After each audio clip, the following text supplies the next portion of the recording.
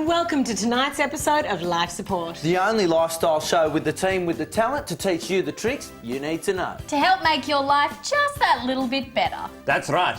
How's it? Dr. Rudy, huh? Keen to continue my crusade towards a more tolerable tomorrow for everyone. Yeah, g'day. I'm Todd, and if you're out there trying to do it yourself, let me lend a hand with Todd's tips. I'm Sigourney, and as a modern woman, I feel it's my duty to lead the battle of the sexes down the road to peace by teaching one side how to surrender. I'm Penny, and if you want to learn anything that's actually useful, then listen to me. Tonight, I'll be showcasing some survival skills for single mums. I'll be letting you in on a cool way to keep cool on those hot summer nights. I'll be showing you how to fashion a fabulous fresh friendship that doesn't clash with today's style. And I'll be advising all you committed corporate men on how to beat those uppity women to the top job. Well, that certainly sounds like a decent load to deliver tonight. Do you think we'll have time to fit it all in? Well, if we just sit around chatting about it, then no, probably not. That's right, Penny. So why don't we get started?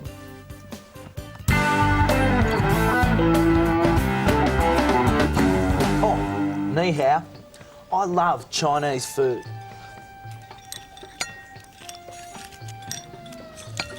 When I can get it. But I swear I'd starve to death if I had to use chopsticks. I suppose I could ask for cutlery, but I don't want to look unsophisticated in front of my lady friend. So, I've got an idea. I'm going to take a couple of these chopsticks back to my shed to see if I can customise it. OK, now, I've got a chopstick held tight in the vise here. Now, I'm going to sharpen one end.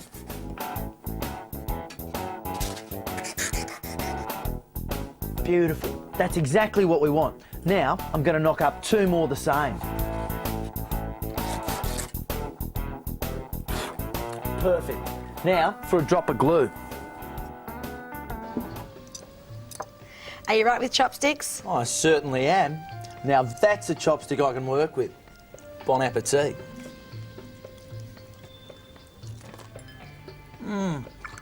That tastes tops. Fresh shiitake mushrooms in the shumai. Yeah, right.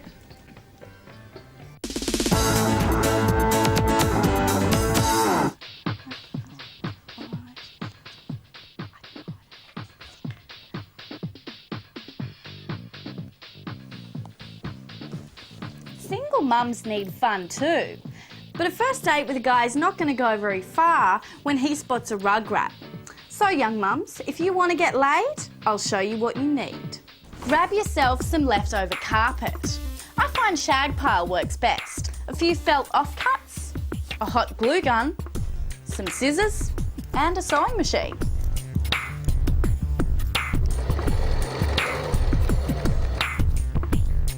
This, a leash, and there you have it. Single men aren't too keen on kids, but they love dogs. It might be a good idea to get him a little piss too, so he doesn't notice when the dog answers back. And there you have it. All the fun you deserve while still being a responsible parent. See ya. Good boy. As a modern woman, it's important to know what turns a man on if you're thinking of making him a longer-term project. Well, I'm going to show you a little trick that'll let you in on your new man's sexual fantasies without you having to ask him. All you need is one of these erotic videos. Something with a variety of performances. Guys and girls, girls and girls, girls and guns, leather, plastic, rubber. Just as long as it has a variety of options. Now, the trick is to leave it somewhere where it may seem like you're trying to hide it, but you know he'll find it. It shouldn't be too hard. Men have an instinct for finding pornography. Then make an excuse to leave the house, like lunch or shopping with the girls. Bye, darling. I'll be back after lunch. Now, being new to the relationship, your man will want to look around a bit to try and find out more about how you think and what you're into. That's when he will get the pleasant surprise of finding an erotic video. Then, next time you're alone, get the video from its hiding place and put it on.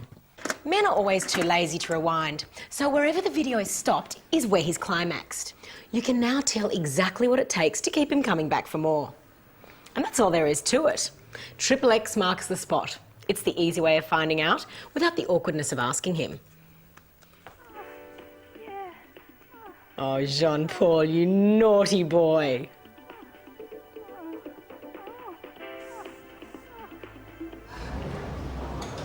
You know that I watch? No. I don't know what men think, but when he's around me, I don't think he does watch it.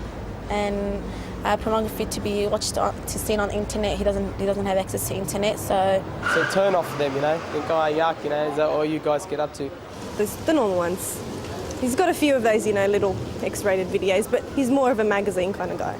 I've recently turfed probably about 24 Penthouse magazines that I've probably had for about 6 or 7 years. Not really that interested. How's it? Dr. Rudy here with more advice for all you men out there.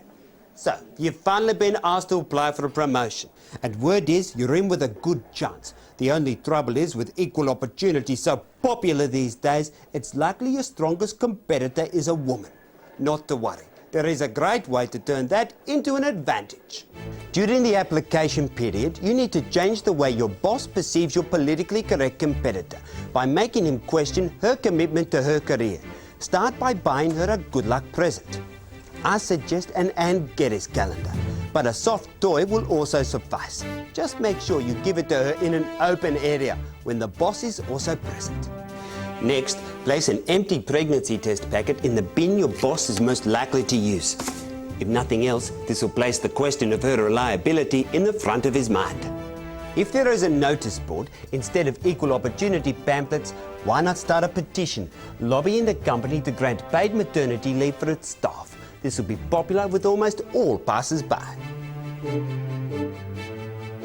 If your rival's desk is easily accessible and can be seen by passers-by, try placing a handful of catalogues for maternity wear and baby products on her unmanned desk. And finally, try and manage to mention as often as you can that your rival was feeling a bit sick this morning but managed to pull through again.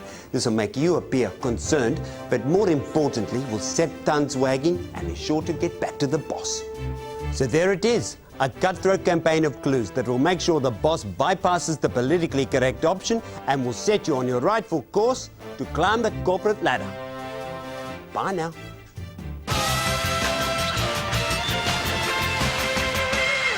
Wonderful idea, Dr. Rudy.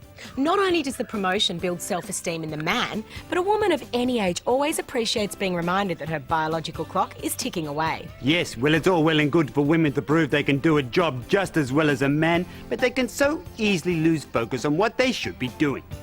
Like having babies. Well, as you can see, the mailbag is here, and, well, so is another letter from the mysterious woman who contacted us last week. Probably just some fraudulent prankster trying to rile me up. You know, someone playing at a copycat caper. Now look, Dr. Rudy, the same floral bordered paper, and we didn't show it to the viewers last week, so it must be the same woman. Well, what has she got to say now? Hi gang, love the show. Why thank you, Anonymous. Gets better and better and so on, etc, etc. Ah, here it is. Dr. Rudy, I'm disappointed you haven't made contact, especially considering you know the consequences of the photograph in question. If I don't hear from you soon, I'll be forced to post it on your oh-so-cool new website. The website? Yes, and you can find our website on www. Oh, no, Sugoni, please. I don't think our audience are propellerheads. They won't be interested. Oh, you poor thing. This has really shaken you up, hasn't it? Yes. Quite frankly, it has. Oh, some women are just plain trouble. But don't worry, Dr. Rudy. You can rely on me for comfort during this sensitive time. And for now, you can rely on this next piece of advice all the time.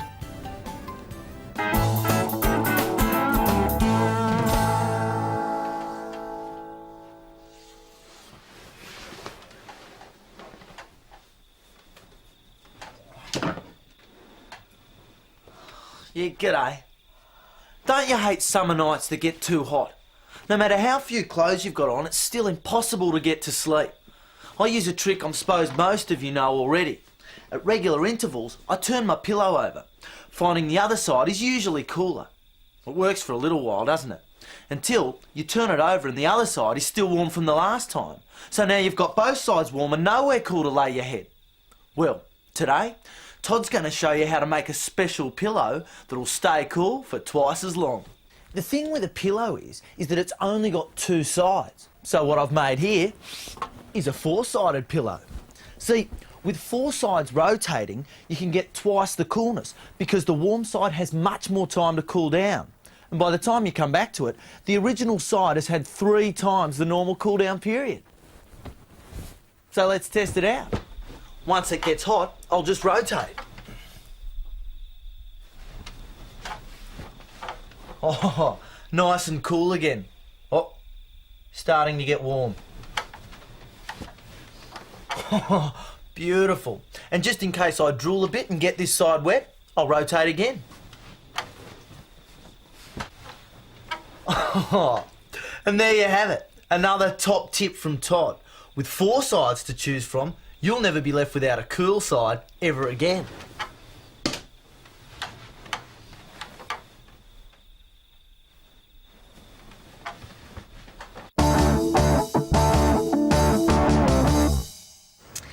There are many problems associated with drugs. One of the most obvious is that it's very difficult to carry about the necessary paraphernalia without the risk of parental interference, a hefty fine, or in some states, even arrest. So, tonight, I'm going to show you how to carry with confidence. This is liquid latex. It dries to form a soft, flexible rubber. So, simply coat the offending article in a few layers, shaping it as you go, to then form the final product to look like this. And there you have it. No one's going to want to inspect this too closely. Oh, and remember to make a small cut at the base so you can peel away the latex when necessary, like so. In fact, by making the offending item large, you're instantly giving any male prying eye an inferiority complex. So they'll terminate any further investigations pronto. By the way, you don't have to be a chick to employ this kind of subterfuge. I bet there are very few male cops in this country who'd be willing to touch something they think's been up another man's bum. See ya.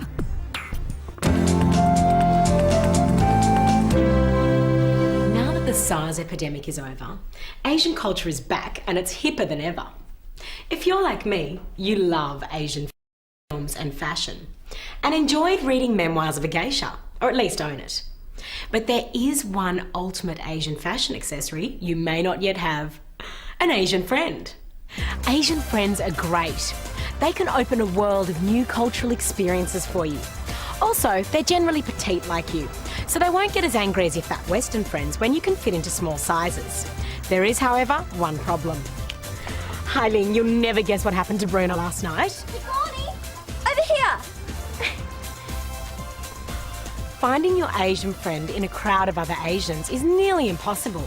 But don't fret, there is a solution. Just make your little Far Eastern buddy one of these. You can make your neck piece in any colour. Just make sure it's bright so you can find your friend in a crowd. I've also fitted mine with some bells so I can find my little crouching tiger if we get separated in the streets of Chinatown. Jeez, thanks, Sigourney. Oh, Ling, you're so welcome. Hey, you want to go get some yum choy? It's yum cha. Oh, whatever, as long as it's yummy. Isn't she cute? That's what I used to think, but I went to Korea, opened a restaurant in Korea, and you can actually distinguish them.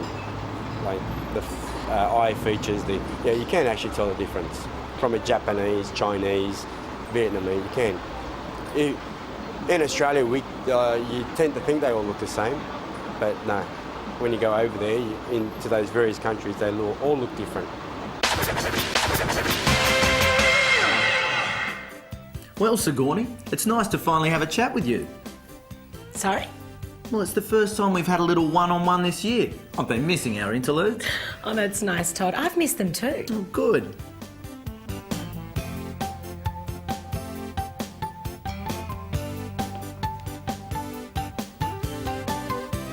Well, now it's time for some more sound advice from our favourite lifestylists.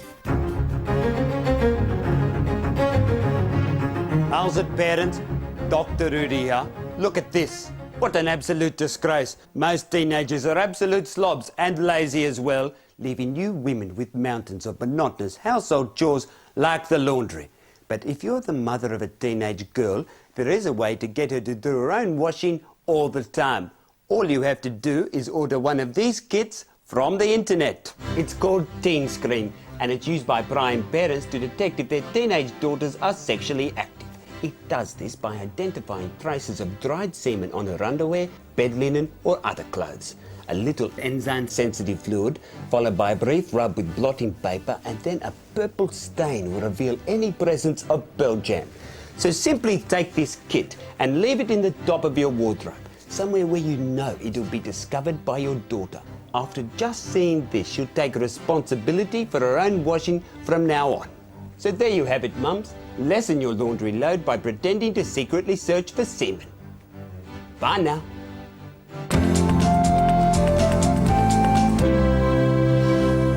Now I know I parked around here somewhere. Look at the size of this car park and look at all these cars. This is a very common thing that happens to us modern women. Because when we park our cars, we're not thinking about leaving, we're thinking about shopping. So today, I'm going to show you a way to eliminate this problem forever. Now, men have a natural instinct for cars that we girls don't have. It means they can locate theirs amongst thousands of others.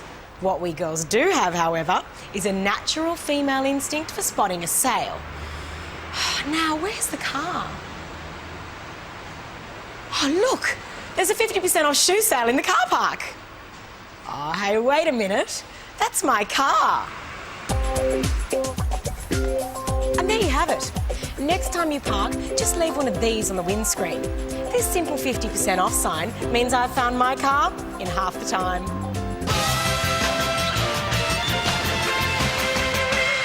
Well, Penny, it's nice to finally have a chat with you. Sorry? Well, it's the first time we've had a little one-on-one this year. Been missing our interludes. Yeah? Yeah. As colleagues, I find we always communicate well on a close, personal level.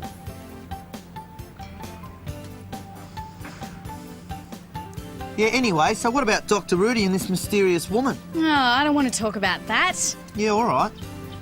How come? Oh, well, it just seems like ever since we've been back on air, all we ever talk about is Dr. Rudy.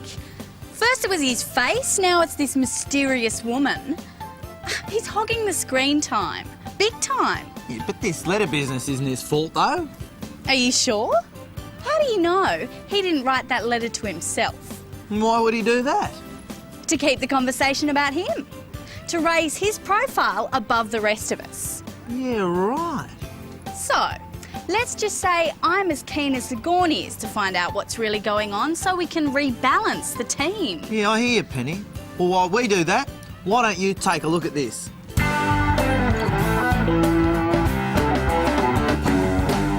I think you should get it.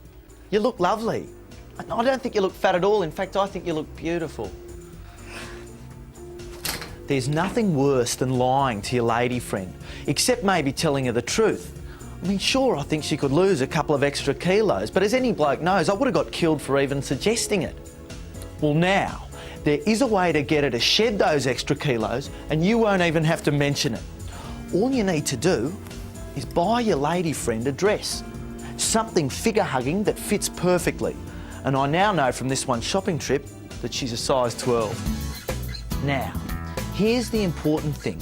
Before you give her your very thoughtful gift, all you have to do is remove this size 12 label and replace it with this size 16 label.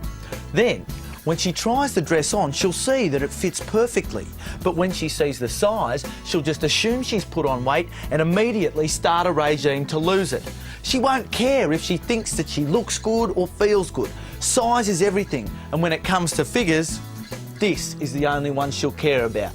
Now, not only that, but you'll also score some huge points with her by insisting that she doesn't need to lose any weight because you think she looks beautiful just the way she is. So, take a tip from Todd. If you want your lady friend to make a few minor alterations to herself, simply make some minor alterations to her frock and watch the dress sizes drop. Got you a little something just for being you. Oh, Todd, you shouldn't have. The pleasure's all mine.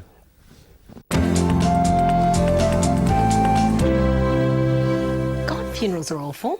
Everyone's always so miserable. And the catering's never as good as at weddings. But the worst thing about funerals is having to do the eulogy. If you're actually sad about the person who died, then the last thing you want to do is get up and do the Toastmasters bit. Besides, I don't want to write a speech. It's too much like doing homework. So today, I'm going to show you the easiest way to knock out a eulogy every time.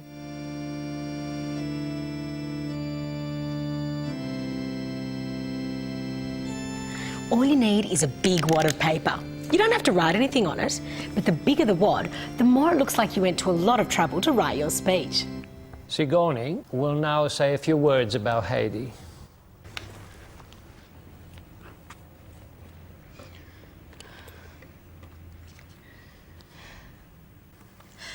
Heidi was... She was a great...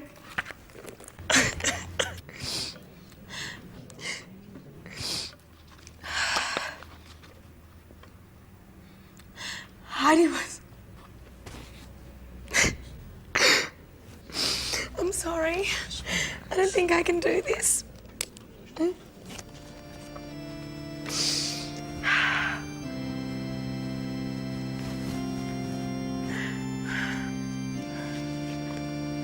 And that's all there is to it. Everyone will have enjoyed that eulogy. They'll be impressed by how much I care, and they'll be grateful they didn't have to listen to a long and boring speech. With any luck, I'll find a strong man's shoulder to comfort me in my grief at the wake. Here we go.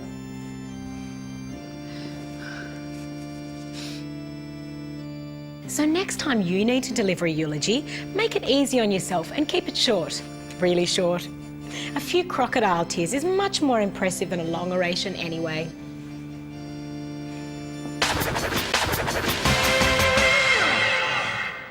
Well, try if you like, but you won't believe it. Here we are concluding another chapter. As good a reason as any to make gozlami. Oh, gee, Sigourney, that sounds exotic. It certainly does. Yeah, but it's not. Penny, I think you'll find it's quite exotic and a real treat. I think you'll find it's a Turkish cheese and spinach pancake, and as far as I'm concerned, it's the bourgeois Big Mac. How so? It's riding the current fashion wave at just about every middle-class market and private school fete around the country. People are so sucked in. Can I have your serve then? Todd, mate, you most certainly can. Now make sure you join us next week for a very special episode. Where we'll provide the prescriptions to all your most popular and persistent problems. And in the meantime, why not treat yourself by not being so hard on yourself? Won't cost you anything. And remember, we're here for you. Good night, Australia. Well, it looks like there's more for the boys. That's great, thank you.